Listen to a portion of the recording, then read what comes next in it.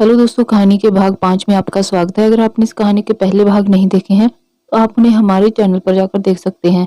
तो चलिए शुरू करते हैं आगे की कहानी। शवी कॉफी बना के आई और टेबल पर रखकर बिना कुछ बोले ही जाने लगी कि ऋत्विक ने उसे पीछे से टोका। सुनिए। शवी बिना कुछ बोले हुए और बिना मुड़े वैसे ही रुक गई। ऋत्विक कॉफी मग पकड़े हुए ही उसके ठीक सामने आके खड़ा हो गया, लेकिन शवी अभी भी नजरें नीची करके खड़ी थी। ऋत्विक बोला, थैंक यू। शवी ने एक नजर उसे देखा और फिर से अपनी नजरें झुका ली। Thank you for the coffee. Shavi कुछ नहीं बोली और जाने लगी। ऋत्विक फिर से बोला, एंड सॉरी। शवी फिर से रुक गई। ऋत्विक फिर उसके सामने आ गया और बोलना शुरू किया, I am really very sorry. I know that I hurt you, but literally I didn't mean to hurt you. मैं बहुत गुस्से में था और जो मुंह में आया बस बोल दिया। प्लीज मुझे माफ कर दो। ऋत्विक ने बहुत ही मासूमियत से बोला। शवी थोड़ी देर चुप रही तो ऋत्विक फिर से बोला, बोलिए ना, माफ कर देंगी ना मुझे। शवी चुप्पी तोड़ती हुई बोली, इट्स ओके मिस्टर सिंघानिया, मुझे आपकी बात का बिल्कुल भी बुरा नहीं लगा, तो आप चिंता मत करिए और आपको गिल्टी फील करने की भी कोई जरूरत नहीं है। ये सुनकर ऋत्विक बहुत खुश हुआ। उसे लगा कि शवी ने उसे माफ कर दिया है और वो खुश होकर बोला, क्या सच में आपने माफ कर दिया मुझे? शवी हल्का सा मुस्कुराकर बोली, मैंने कहा ना मिस्टर सिंघानिया, मुझे आपसे कोई नाराजगी नहीं है, क्योंकि मुझे अच्छा या बुरा सिर्फ उन्हीं लोगों की बातों का लगता है जो मेरी लाइफ में कुछ इम्पोर्टेंस रखते हों, जिनके साथ मेरा दिल का या जज्बातों का रिश्ता हो। अनजान लोगों की बातों का ना तो मुझे बुरा लगता है और ना ही मैं उनके बारे में ज्यादा सोचती हूँ। तो अब आपको समझ आ गया ना कि मैं क्यों नाराज नहीं हूँ आपसे। शवी की बातें सुनकर ऋत्विक के चेहरे की हंसी एकदम से गायब हो गई और अपने लिए उसके मुंह से अनजान शब्द सुनकर उसे बहुत बुरा लगा। शवी फिर से बोली, अब आपको आपके सवालों का जवाब मिल गया होगा मेरे ख्याल से, तो अब मैं जाऊं? ऋत्विक के पास अब कोई शब्द ही नहीं थे, क्योंकि उसका दिमाग तो बस शवी के उन शब्दों में ही अटका पड़ा था। ऋत्विक की तरफ से कोई जवाब ना पाकर शवी आगे बढ़ गई दादी के रूम की तरफ। उसके जाने के बाद भी ऋत्विक यूं ही खड़ा रहा।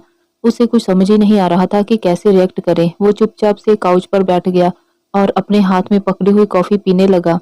कॉफी बहुत अच्छी बनाई थी शवी ने। एक सिप लेकर ही उसके चेहरे पर मुस्कान आ गई, लेकिन फिर से शवी की बातें याद आ गई और उसका चेहरा उतर गया।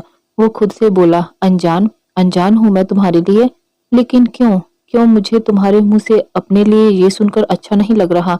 क्यों परेशान हो रहा हूं मैं तो कभी भी किसी के बारे में भी इतना नहीं सोचता हूँ। तो फिर क्यों तुम्हारी तरफ बार बार खींचा चला जा रहा हूँ?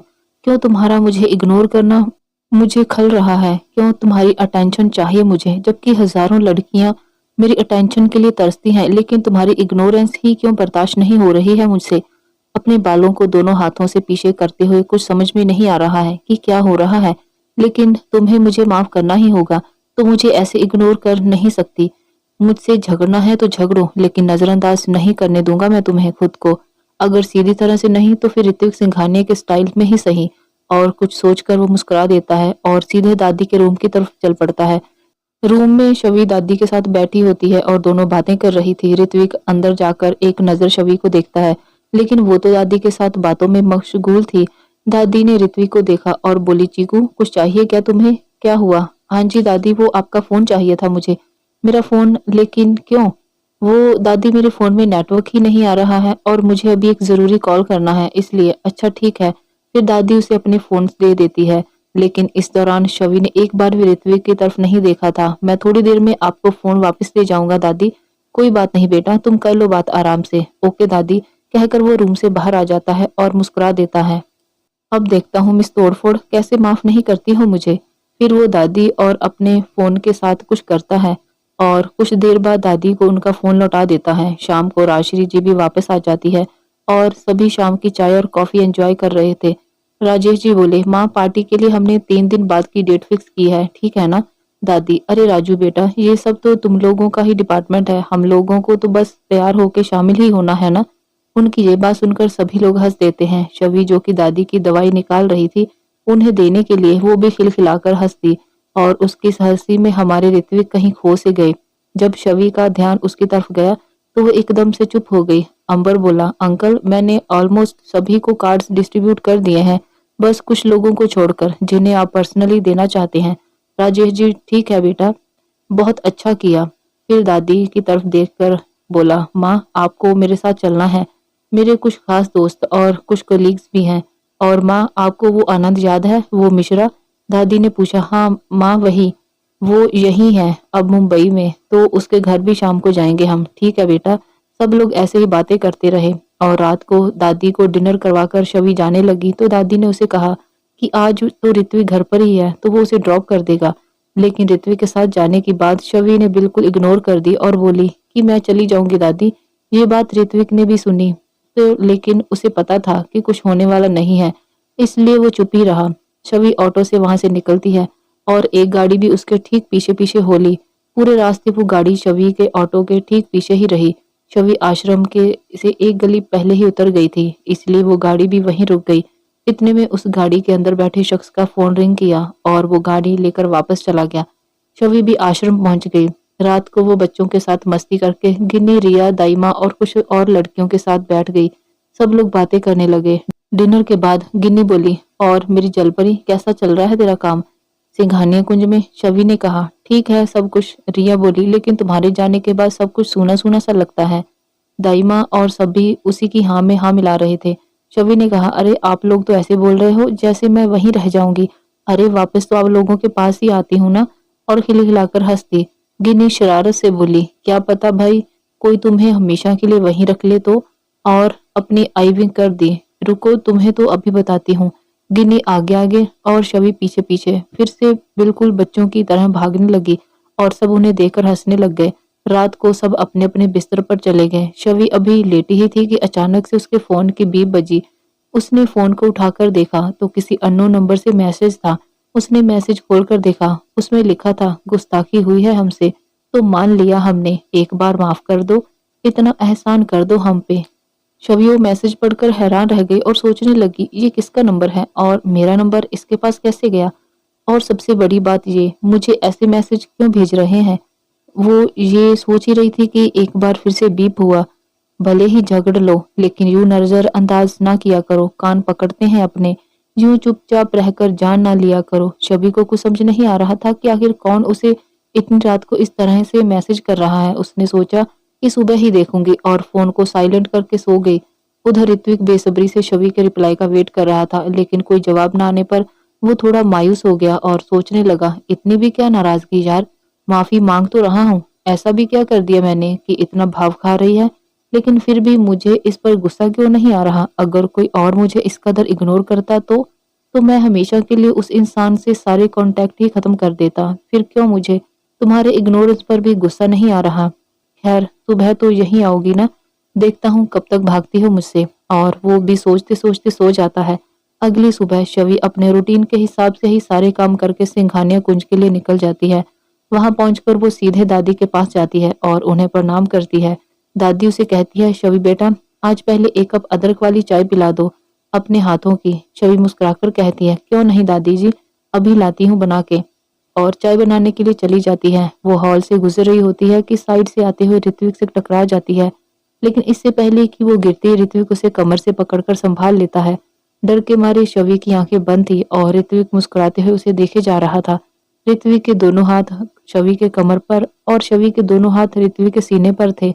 लेकिन जैसे ही उसे एहसास हुआ कि वो गिरी नहीं है तो अपनी आंखें खोलती है तो सामने ऋत्विक को खुद को यूं देखते पाकर हड़बड़ा जाती है और खुद को उसकी पकड़ से छुड़ाते हुए कहती है, छोड़िए मुझे अब। लेकिन ऋत्विक तो अभी भी बस उसी में खोया हुआ था। उसे कुछ सुनाई ही नहीं दे रहा था। शवी फिर थोड़ा जोर से बोली, सुनाई नहीं दे रहा क्या? छोड़िए मुझे। तब जाके ऋत्विक को होश आया और वो वैसे ही उसे पकड़े हुए बोला, और अगर ना छोड़ूं तो? और एक आंख विंक कर दी।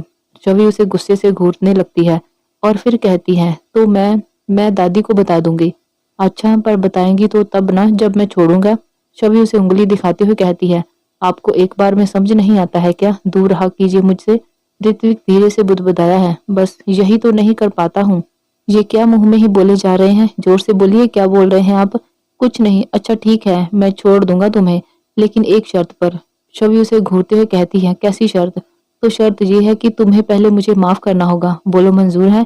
शवी, मैं आपसे पहले ही कह चुकी हूँ कि मैं आपसे नाराज नहीं हूँ, तो फिर ये सब क्यों कर रहे हैं आप? अच्छा, अगर नाराज नहीं है तो क्यों इग्नोर कर रही हो मुझे? बताओ, मैं क्यों आपको इग्नोर करूंगी भला? और आपसे मुझे क्या काम होता है जो मैं आपसे बात करूं? मैं यहाँ सिर्फ दादी के लिए आती हूँ, तो मुझे सिर्फ उन्हीं से मतलब है। समझे आप? अब छोड़िए मुझे। ऋत्विक उसे धीरे से छोड़कर सीधा खड़ा कर देता है और छवि चुपचाप वहां से जाने लगती है। लेकिन अभी 2 कदम ही चल पाती है कि पीछे से ऋत्विक आवाज देता है, ठीक है, मत करो माफ। फिर मैं भी तुम्हें रोज रात को ऐसे ही परेशान करता रहूंगा। ऋत्विक की बात सुनकर छवि पलटकर उसे देखती है तो वो मुस्कुरा रहा होता है। छवि को रात वाली बात याद आती है तो वो झट से उसके पास जाके कहती है, तो वो आप ही थे जो रात को वो सब मैसेज कर रहे थे? ऋत्विक बड़ी ही अदा से अपना एक हाथ बाहर निकाल के दूसरा पेट के पास रखकर और अपना सिर झुका के बोलता है, जी बिल्कुल, वो ना चीज मैं ही हूँ। छवि हैरानी से उसे देखती है और कहती है, लेकिन मैंने तो आपको अपना नंबर दिया नहीं, तो फिर कहाँ से आया आपके पास? ऋत्विक उसे एक कदम पास जाके थोड़ा झुककर कहता है, मेरा नाम ऋत्विक सिंघानिया है, you know nothing is impossible for me, और मुस्कुरा देता है। छवि उसकी मुस्कुराहट देखकर चिढ़ जाती है और कहती है, ठीक है, आपको जो करना है आप शौक से कीजिए। वो क्या है ना, मेरे फोन में भी ब्लॉक करने वाला ऑप्शन है, जो मुझे तो ज्यादा मेहनत नहीं करनी पड़ेगी। और मुस्कुरा देती है। और जैसे वो जाने को होती है, ऋत्विक झट से उसका हाथ पकड़ लेता है। छवि वैसे ही बिना मुड़े ही बोलती है, आपको एक बार में समझ नहीं आता है क्या? हाथ छोड़िए मेरा, वरना अच्छा नहीं होगा। ऋत्विक मुस्कुराकर कहता है, छुड़ा सकती हो तो छुड़ा कर दिखा दो। छवि थोड़ा सा मुड़ के अपना हाथ उसके हाथ से छुड़ाने की कोशिश करने लगती है, लेकिन उसके नाजुक से हाथ ऋत्विक के सॉलिड हाथों को हिला भी नहीं पाते। ऋत्विक उसकी नाकाम कोशिशों पर हंस देता है और झटके से उसे अपने करीब खींच लेता है। एक बार फिर से छवि ऋत्विक की बाहों में पहुंच जाती है। अब बताओ, करोगी माफ या नहीं? आप समझते क्या है खुद को? ऋत्विक सिंघानिया। और क्या, मुस्कुरा के ऋत्विक कहता है, ज्यादा ओवर स्मार्ट बनने की कोशिश मत करिए, छोड़िए मुझे, वरना वरना क्या करोगी? हाँ बोलो, वरना मैं दादी को कह के ये जॉब छोड़ दूंगी। यही चाहते हैं ना आप? इसलिए मुझे परेशान कर रहे हैं ना, ताकि मैं चली जाऊं? तो ठीक है, मैं आज ही दादी को बोल दूंगी कि कल से नहीं आऊंगी मैं। अब खुश है ना आप? छवि गुस्से में बोलती है। ऋत्विक उसकी बातें सुनकर झट से उसे छोड़ देता है और कहता है, नहीं, तुम्हें जॉब छोड़ने की कोई जरूरत नहीं है। तुम यही चाहती हो ना कि मैं तुमसे दूर रहूं? तो ठीक है, दूर रहूंगा मैं तुमसे, पर प्लीज तुम जॉब मत छोड़ना। उसके जाने के बाद सुनकर ही ऋत्विक परेशान हो जाता है। छवि झट से वहां से किचन की ओर बढ़ जाती है और ऋत्विक को खुद पर ही गुस्सा आ जाता है और वो वहीं टेबल पर खड़े कांच के फ्लावर पॉट पर जोर से अपना हाथ दे मारता है, जिससे वो पॉट जोरदार आवाज के साथ जमीन पर गिरकर चकनाचूर हो जाता है और साथ ही कुछ कांच ऋत्विक के हाथ पर भी लग जाता है। आवाज सुनकर छवि झट से पलटकर देखती है और भागती हुई ऋत्विक के पास आती है और वहां कांच बिखरा पड़ा देखकर घबरा जाती है। ये कैसे गिरा? ऋत्विक कुछ नहीं बोलता। जब छवि का ध्यान ऋत्विक के हाथ पर जाता है तो वहां से खून निकलकर देखकर छवि डर जाती है और झट से उसका हाथ पकड़ लेती है और कहती है, हे महादेव, कितना खून बह रहा है, ये क्या किया आपने? दिमाग नाम की चीज नहीं है क्या आपके पास? सिर्फ शक्ल ही अच्छी दी है भगवान ने, अकल तो दी ही नहीं। ऐसे कोई खुद को भी चोट पहुंचाता है भला? और ऋत्विक उसकी डांट बड़े ही प्यार से सुन रहा होता है और मुस्कुराते हुए बस उसे ही देखे जा रहा होता है। छवि जब उसे मुस्कुराते हुए देखती है तो गुस्से से कहती है, ये दांत क्यों दिखा रहे हैं आप? मैंने कोई जोक सुनाया है क्या? पर ऋत्विक अब भी बस वैसे ही उसे देखे जा रहा था। उसे दर्द की कोई परवाह नहीं थी जैसे। उसे तो बस छवि को अपनी फिक्र करते देखकर बहुत अच्छा लग रहा था। छवि चिढ़ जाती है और कहती है, ये टूथपेस्ट का ऐड हो गया हो तो ये बताइए कि फर्स्ट एड बॉक्स कहाँ है? ऋत्विक वैसे ही मंत्रमुग्ध होकर कहता है, मेरे रूम में है। छवि बिना कुछ कहे झट से उसका हाथ पकड़कर आगे बढ़ जाती है सीढ़ियों की तरफ और ऋत्विक किसी यंत्र चालक की तरह उसके पीछे पीछे चल देता है। छवि झट से रूम में पहुंचकर उसे बेड पर बैठाती है और ड्रॉर में से फर्स्ट एड बॉक्स निकाल कर लाती है। वो कॉटन से पहले खून साफ करती है और फिर एंटीसेप्टिक लगाने लगती है और कहती है, ये थोड़ा जलेगा। ऋत्विक बस हाँ में कह देता है तो छवि धीरे धीरे फूंक मारकर उसके एंटीसेप्टिक लगाने लगती है। एक तो छवि की छुअन और उसके फूंक मारने से ऋत्विक को एक अलग सा एहसास होता है। उसकी आंखें खुद ब खुद ही बंद हो जाती है और हार्ट बीट एकदम से तेज हो जाती है। ऋत्विक बस इस एहसास को अपने अंदर समा रहा था। छवि एंटीसेप्टिक लगाने के बाद बैंडेज लगा देती है और कहती है, हो गया। उसकी आवाज से ऋत्विक होश में आता है और हड़बड़ा के कहता है, thank you Chhavi, it's okay. और वैसे भी मैंने कोई एहसान नहीं किया है। आपकी जगह अगर और भी कोई होता तो मैं यही करती। ऋत्विक उठ के उसके पास आता है और कहता है, लेकिन तुमने तो कहा था कि तुम्हें अनजान लोगों से कोई मतलब नहीं होता है, ना उसकी उनकी कही बातों से, तो फिर मेरी तकलीफ से तुम्हें क्यों मतलब हुआ? क्यों मेरे हाथ की ड्रेसिंग करी बोलो? इंसानियत के नाते, छवि ने स्पॉट से उत्तर दिया। ऋत्विक कुछ और कहता इससे पहले ही शवि का फोन रिंग करता है, जो कि बेड पर पड़ा होता है। दोनों का ध्यान उस पर जाता है। स्क्रीन पर आरुष जी नाम फ्लैश हो रहा होता है। शवि के फोन में आरुष का कॉल आ रहा था और आरुष जी नाम पढ़ के ऋत्विक के चेहरे पर जो थोड़ी देर पहले सुकून और खुशी नजर आ रही थी, वो एकदम से ही गायब हो गई और उसकी जगह गुस्से और आश्चर्य के मिले जुले भाव आ गए।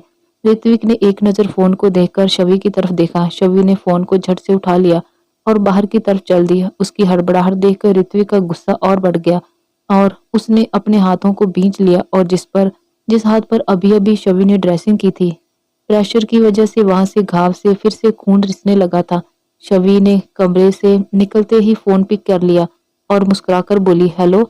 उसकी मीठी सी आवाज सुनकर आरुष के चेहरे पर प्यारी सी स्माइल आ गई और वो बड़े ही प्यार से बोला, hello, good morning friend. Shavi ने भी वैसे ही जवाब दिया, very good morning to you friend. उसके मुंह से आरुष ने पहली बार फ्रेंड सुना और उसे बहुत अच्छा लगा। फिर वो बोला, कैसी हैं आप।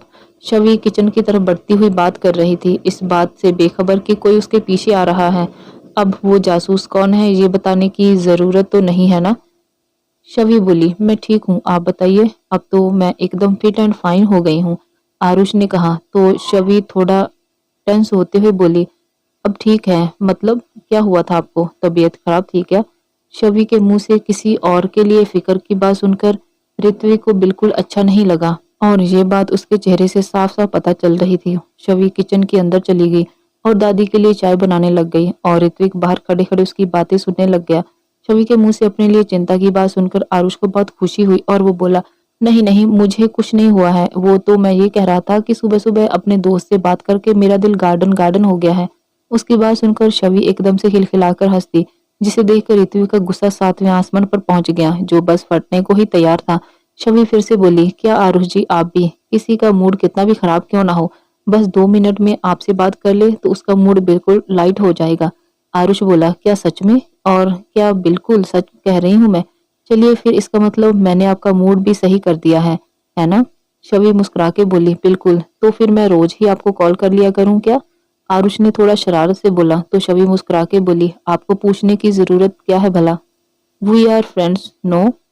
तो आप जब चाहे कॉल कर सकते हैं। शवि का किसी और से यूं इतना फ्रैंक होकर बात करना और मुस्कुराते हुए बात करना ऋत्विक के गुस्से को और हवा देने के लिए काफी था, लेकिन इस बात से अनजान शवि आरुष से बातें करने में मगन थी। आरुष बोला, वैसे मुझे कुछ पूछना था आपसे। हाँ बोलिए, क्या बात है।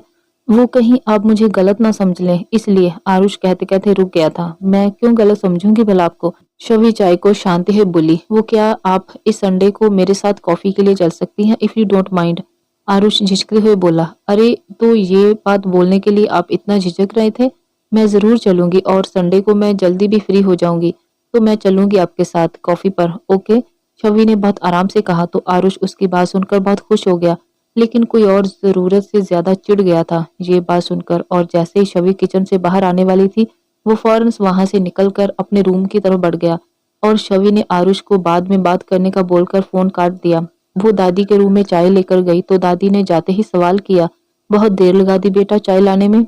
शवि को कुछ समझ नहीं आ रहा था कि क्या बोले, तो वो बोली, वो दादी माँ, बाहर हॉल में एक बिल्ला आ गया था और वो फ्लावर पॉट तोड़ गया, तो बस मैं भोला भैया से उसे साफ करने का बोलने चली गई थी। क्या बिल्ला अंदर आ गया था घर के, पर कैसे। शवि ऋत्विक को याद करते हुए बोली, क्या पता दादी, कहाँ से आया था। खैर आप चाय पीजिए और बताइए कि कैसी बनी है। दादी चाय के सिप लेकर बोली, बहुत अच्छी बनाई है बेटा। शवि मुस्कुरा दी। फिर दादी ने एक कार्ड शवि की तरफ बढ़ाते हुए कहा, ये लो बेटा, ये तुम अपने साथ ले जाना और परसों सबको पार्टी में लेकर आना। शवि कार्ड को देखते हुए बोली, लेकिन दादी मैं ये कैसे, मतलब ये आपका फैमिली फंक्शन है और इसमें मैं सबको कैसे। उसकी बात को बीच में ही काटते हुए दादी बोली, तो तुम भी तो हमारी फैमिली का ही हिस्सा हो बेटा। मैं यूं ही तुम्हें अपने पोती नहीं कहती, बल्कि मानती भी हूँ, और तुम इस घर की फैमिली हो, तो तुम्हारी फैमिली भी इस घर का हिस्सा हुई ना। और वैसे भी मैं तो खुद ही जाने वाली थी ये कार्ड तुम्हारी दाई माँ को देने, लेकिन आज तबीयत कुछ ठीक नहीं लग रही है, इसलिए तुम्हें दे रही हूँ। तुम्हें सबको लेकर आना है, मैं सबसे मिलना चाहती हूँ, बोलो लाओगी ना। कहते हुए जब दादी ने शवि की तरफ देखा तो उसकी आंखों में हल्की सी नमी थी। दादी ने उसके गाल पर हाथ रखते हुए कहा, क्या हुआ बेटा, तुम रो क्यों रही हो। शवि मुस्कुराते हुए बोली, कुछ नहीं दादी, वो इतने प्यार और अपनेपन से आज तक कभी किसी ने कोई हक नहीं जताया था ना, और ना ही इसकी आदत है, तो बस आपका प्यार देखकर ये। दादी उसके माथे को चूमते हुए बोली, तो आदत डाल लो अब से, क्योंकि यहाँ तुम्हें इतना प्यार मिलेगा कि तुम संभाल नहीं पाओगी। रूम के अंदर आते हुए राजश्री जी बोली, माँ बिल्कुल ठीक कह रही है बेटा, तुम भी हमारी बेटी ही हो अब से। शवि मुस्कुरा दी और राजश्री जी के पीछे आते हुए प्रियल झूठी नाराजगी दिखाते हुए बोली, अच्छा तो मतलब मेरा पत्ता कट, हाँ। उसकी बात सुनकर सब मुस्कुरा दिए तो दादी उसे भी अपने पास बिठाते हुए बोली, अरे नहीं मेरी लाडो, तुम तो हमारी छोटी बेटी हो, लेकिन शवि अब से हमारी बड़ी बेटी है। प्रियल भी शवि को साइड हग करते हुए कहती है, आई नो दादी, आई नो माई डियर दादी माँ, आई वॉज जस्ट किडिंग। सब मुस्कुरा देते हैं तो प्रियल शवि को पूछती है, वैसे दी, फिर थोड़ा रुक कर, क्या मैं आपको दी बुला सकती हूँ? शवि मुस्कुराकर बोली, बिल्कुल बुला सकती हो। अच्छा तो आप मुझे बताइए कि आप कौन से स्किन प्रोडक्ट्स यूज करते हो? शवि को कुछ समझ नहीं आया तो वो बोली, क्या मतलब? अरे मतलब आपका ये चांद जैसा चेहरा जो है, इसकी खूबसूरती को कैसे मेंटेन रखती हैं आप? मुझे बताइए, मैं भी आज से वही ब्रांड के प्रोडक्ट्स यूज किया करूंगी। मुझे भी आपके जैसे ही खूबसूरत दिखना है। शवि को समझ ही नहीं आ रहा था कि वो क्या बोले। वो तो धीरे से बोली, कोई भी ब्रांड के प्रोडक्ट्स यूज नहीं करती हूँ प्रियल। प्रियल हैरान होके बोली, क्या मतलब? फिर ये आपकी खूबसूरती, ये नेचुरल है क्या? शवि धीरे से बोली, हाँ। दादी प्रियल को बोली, तुझे और कितना सुंदर दिखना है, अच्छी भली तो है ना? हाँ दादी, लेकिन मुझे शवि दी के जैसा दिखना है, प्रियल मासूमियत से बोली। तो राजश्री जी ने मुस्कुराते हुए उसके सर पे एक चपत लगाई और बोली, पागल लड़की, उसे भगवान ने ही ऐसा बनाया है, तो तुम्हारे ये केमिकल्स के प्रोडक्ट कुछ नहीं कर सकते, समझी? प्रियल भी मुस्कुरा के बोली, हाँ वही तो, कितनी लकी हो आप दी, कुछ करने की जरूरत ही नहीं आपको तो। फिर दादी शवि की तरफ एक पैकेट करते हुए बोली, ये लो शवि बेटा, ये क्या है दादी? शवि असमंजस में बोली, खोल कर तो देखो। शवि ने वो पैकेट खोला तो उसमें एक बेबी पिंक कलर की बहुत ही खूबसूरत नेट की साड़ी थी। दादी बोली, परसों तुम यही पहना पार्टी में, बहुत अच्छी लगेगी तुम पर। शवि साड़ी को दादी की तरफ करते हुए बोली, नहीं दादी माँ, ये तो बहुत एक्सपेंसिव लग रही है, ये मैं नहीं ले सकती प्लीज। दादी थोड़ा नाराज होते हुए बोली, इसका मतलब तुम मुझे सिर्फ कहने के लिए ही दादी बोलती हो, मानती नहीं हो, है ना? ऐसा नहीं है दादी माँ, मैं कहने के लिए रिश्ते नहीं बनाती हूँ, निभाने के लिए बनाती हूँ, और आप सबको दिल से अपना मानती हूँ सच में। दादी, ठीक है, अगर तुम सच में हमें अपना मानती हो तो ये साड़ी रख लो फिर। शवि दादी की जिद के सामने हार मान लेती है और साड़ी लेते हुए कहती है, ठीक है, लेती हूँ मैं ये साड़ी। अब खुश? दादी मुस्कुराते हुए, बहुत खुश, यही पहनना परसों, ठीक है? ठीक है दादी। फिर सभी मुस्कुरा देते हैं। उधर ऋत्विक अपने रूम में इधर से उधर चक्कर काट रहा था और गुस्से में अपना खून जला रहा था, और उसके आसपास का सारा सामान कुछ बिखरा पड़ा था। फिर खुद से ही कहता है, कैसे हंस हंस के बातें कर रही हो फोन पर, जब मुझसे बात करती है तो ऐसे जैसे मुझ पर एहसान कर रही हो, लेकिन बाकी सबसे कैसे खुश होके बातें करती है। फिर शवि की नकल करते हुए, अरे आरुष जी, वी आर फ्रेंड्स नो, तो आप कभी भी कॉल कर सकते हो। फ्रेंड्स माय फुट, वैसे ये आरुष है कौन? कहीं वही तो नहीं जो उस दिन इसे छोड़ने आया था? दादी भी कह रही थी कि इसका कोई दोस्त छोड़ के गया है। फिर थोड़ा सीरियस होकर, तो मिस्टर आरुष, तुम जो भी कोई हो, बहुत दोस्ती निभाई जा रही है ना? But you don't worry, whoever you are, I will just find you and make sure कि तुम शवि से दूर रहो जितना हो सके उतना। और कॉफी पीने जाना है ना दोनों को साथ में? बट अफसोस, मेरे होते हुए तो बिल्कुल भी नहीं। और मैं देखता हूँ कि कैसे तुम संडे को जाते हो अपने उस सो कॉल्ड दोस्त के साथ। मेरे होते हुए तुम किसी के साथ कॉफी तो क्या एक गिलास पानी भी नहीं पी सकती हो। You got it? फिर अपने हाथ को, जिस पर शवि ने ड्रेसिंग की थी, हालांकि अब वो पट्टी थोड़ी लाल हो गई थी खून के कारण, अपने होठों से लगा लेता है और मुस्कुरा देता है। ऋत्विक अपनी इस हरकत पर खुद ही हैरान हो रहा था। फिर खुद से ही कहता है, क्या है ये ऋत्विक, ये कैसी हरकतें कर रहे हो तुम? और तुम्हें क्या प्रॉब्लम है उसके किसी और से बात करने में या किसी और के साथ जाने से? फिर अपने ही सवालों का खुद ही जवाब देते हुए कहता है, ऐसे कैसे चली जाएगी किसी के भी साथ, कहीं भी? No ways. किसी के साथ का तो पता नहीं, पर उसका क्या, क्या नाम था उसका, वो, हाँ वो आरुष, उसके साथ तो बिल्कुल भी नहीं। कैसे उस दिन उसके दुपट्टे की लटकन से बातें कर रहा था मुस्कुराकर, और तो और साथ भी ले गया अपने, जैसे उसी का हक हो। बट आगे से ऐसा कोई भी मौका नहीं दूंगा तुम्हें। So called friend of her, और वो कैसे हंसती है उसकी बातों पर, जैसे बहुत बड़ा कॉमेडियन हो। वैसे जोकर ही होगा, लेकिन अगर स्मार्ट हुआ तो? हुआ तो क्या, स्मार्ट है इसका मतलब ये तो नहीं कि उसके साथ ओवर फ्रैंक होगा। जो भी हो, तुम पर किसी और का हक तो क्या, किसी और की परछाई भी पड़ने नहीं दूंगा। फिर अपनी सोच से जूझने लगता है।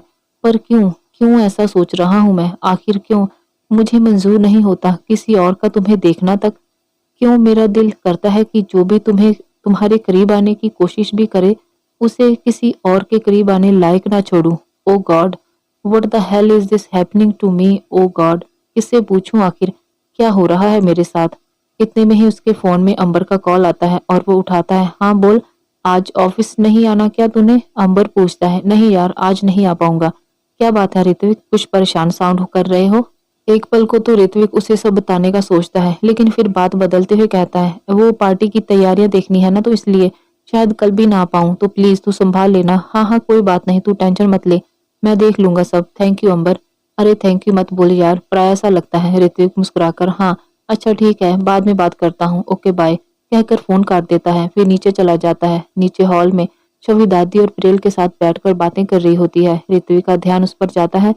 वो सुबह से अब उसे ध्यान से देख रहा था। उसने व्हाइट कलर का अनारकली सूट जिस पर कलरफुल फ्लावर प्रिंट डिजाइन था, उसके साथ ही कलरफुल दुपट्टा ले रखा था। चेहरे पर कोई मेकअप नहीं, होठों पर हल्का सा लिप ग्लॉस, आंखों में सिर्फ काजल की एक धार, ऊपर से उसकी बड़ी बड़ी पलकें जिन्हें वो बात करते हुए बार बार झपक रही थी। बिना मेकअप के भी वो उसका चेहरा चांद जैसा चमक रहा था। हंसते हुए उसकी आंखें थोड़ी सी छोटी हो जाती थी। बालों की वो रोजाना की तरह ढीली सी चोटी जो उसकी कमर तक आराम से पहुंच जाती थी। उसे देखकर ऋत्विक एक पल में वहीं ठहर सा गया। उसके लिए जैसे सब स्लो मोशन में हो गया था। उसके चेहरे पर खुद ब खुद ही स्माइल आ गई। उसकी सादगी से भरी खूबसूरती उसे अपनी ओर खींचे जा रही थी। उसकी हार्ट बीट बहुत फास्ट हो गई थी। इतनी कि उसका हाथ खुद ब खुद उसके सीने के बाईं ओर चला गया। अचानक से उस पर दादी की नजर पड़ी। उसे इस तरह खोया हुआ देखकर दादी ने उसकी नजरों का पीछा किया तो वो सीधा शवि पर जाके रुकी। दादी की खुशी का तो ठिकाना ही नहीं रहा था। कुछ देर के बाद उन्होंने जानबूझकर ऋत्विक को आवाज लगाई, अरे चीकू बेटा, ऐसे दिल पे हाथ रख के क्यों खड़े हो, क्या हुआ? फिर थोड़ा शरारत से बोली, कहीं कोई चुरा कर तो नहीं ले गई? फिर हंस दी। उनकी बातें सुनकर शवि और प्रियल का ध्यान उसकी तरफ गया तो वो हड़बड़ा गया और जल्दी से अपना हाथ नीचे कर लिया और धीरे से बोला, लग तो कुछ ऐसा ही रहा है। फिर जोर से शवि की तरफ देखकर बोला, ये ऋत्विक सिंघानिया का दिल है दादी, इसे चुराना कोई आसान थोड़ी है। कोई इसकी बात सुनकर शवि धीरे से बोली, हाँ, जब सेल्फ ऑब्सेशन ही इतना हो तो किसी दूसरे की जरूरत ही क्या है इन्हें। फिर अपना चेहरा दूसरी ओर घुमा लिया। उसे ऐसे देखकर ऋत्विक मुस्कुरा दिया। दादी का ध्यान ऋत्विक के हाथ पर गया तो वो चिंतित होकर बोली, अरे चीकू बेटा, ये चोट कैसे लगी तुम्हें? ऋत्विक उनके पास आया और सोफे पर उनके पास बैठकर बोला, कुछ नहीं हुआ दादी माँ, आई एम एब्सोल्युटली फाइन। हाँ दिख रहा है कितना फाइन है तू, बता क्या हुआ है? उसके कुछ बोलने से पहले ही शवि बोल पड़ी, दादी, वो मैंने आपको बताया था ना कि घर में बिल्ला घुस आया था जिसने ये फ्लावर पॉट तोड़ दिया था। तो ये फ्लावर पॉट के टुकड़े उठाने लग गए थे जिसकी वजह से इन्हें लग गया। ऋत्विक जो अभी तक पानी का गिलास पकड़कर मुंह को लगा ही रहा था कि सारा पानी उसके मुंह से झटके से बाहर आ गया और उसे ठसका लग गया। शवि के मुंह से अपने लिए बिल्ला सुनकर, अरे अरे क्या करते हो चीकू बेटा, आराम से पियो। आई एम ओके दादी माँ, ऋत्विक मुस्कुरा के बोला और एक टेढ़ी नजर शवि पर डाली जो उसकी हालत पर मुस्कुरा रही थी। उसे ऐसे देखकर ऋत्विक का गुस्सा कहीं गायब हो गया। फिर मन में बोला, बहुत मजा आ रहा है ना मेरी हालत पर, कोई ना, गिन गिन कर बदला लूंगा, लेकिन अपने ऋत्विक सिंघानिया स्टाइल में। फिर अपनी ही बात पर मुस्कुरा दिया। कुछ सोचते हुए ऋत्विक झट से बोला, वैसे दादी माँ, आपको याद है आपने लास्ट रेगुलर चेकअप कब करवाया था अपना? हाँ दादी बोली, यही कोई 1 महीने पहले ही करवाया था चीकू बेटा। हाँ 1 महीना, कुछ कम नहीं है। ऋत्विक दादी को घूरते हुए बोला, अरे पर मैं बिल्कुल ठीक हूँ, तो बिना बात के क्या मैं डॉक्टर से मिलूं? दादी आपको पता है ना, डॉक्टर ने आपको मैक्सिमम 15 दिन के बाद चेकअप कराने को बोला है और आप हैं कि 1 महीने से गए ही नहीं हो। जान सकता हूँ इतनी लापरवाही की वजह? दादी शवि की तरफ इशारा करते हुए बोली, ये रही वजह। शवि, ऋत्विक और पीटर दादी को हैरानी भरी नजरों से देखने लगे तो दादी बोली, मेरा मतलब है कि जब से शवि मेरे पास आने लग गई है तब से मुझे डॉक्टर की जरूरत ही नहीं रही। इसके आसपास होने से ही मेरी तबीयत गदगद हो जाती है, एकदम सुकून मिल जाता है दिल को। ऋत्विक अपने मन में बोला, मेरे भी। दादी फिर बोली, पता नहीं ऐसा क्या है इसमें? ऋत्विक फिर से बुदबुदाया, वही तो मुझे भी पता करना है। दादी किसी को भी अपनी आदत डाल देती है। ऋत्विक, मन में डाल नहीं देती है, डाल दी है। प्रियल शवि को साइड हग करते हुए बोली, बिल्कुल सही कहा दादी आपने, शवि दी है ही ऐसी। किसी को भी अपना बना लेती है। प्रियल के मुंह से शवि के लिए दी सुनकर ऋत्विक झट से बोला, क्या कहा तुमने पिया? क्या कहा मैंने भाई? अभी अभी क्या बोला? यही कि शबी दी कितनी अच्छी है। दी? ऋत्विक हैरानी से बोला। हाँ दी। क्यों, क्या हुआ भाई? आप इतना हैरान क्यों हो रहे हैं? ऋत्विक थोड़ा चिढ़कर बोला। और ये तेरी दी कैसे बन गई? वो दी ने ही तो मुझे कहा कि मैं उन्हें उनकी छोटी बहन जैसी हूँ। फिर शवि की तरफ देखकर बोली, है ना दी? शवि ने बड़े प्यार से उसे मुस्कुराते हुए कहा, बिल्कुल प्रियल, मैं तुम्हारी दी ही हूँ और तुम मेरी छोटी बहन जैसी। शवि की बात अभी पूरी भी नहीं हुई थी कि ऋतु के बीच में बोल पड़ा, कोई बहन वहन नहीं है यहाँ किसी की, समझे तुम दोनों? उसकी बात को कोई समझ नहीं पाया, सब उसे हैरानी से देखने लगे। तो दोस्तों ये थी आज की कहानी। आगे कहानी में क्या होगा जानने के लिए देखिए कहानी का अगला भाग। आपको ये कहानी कैसी लगी कमेंट बॉक्स में जरूर बताएं। चैनल पर नए हैं तो चैनल को सब्सक्राइब जरूर करें।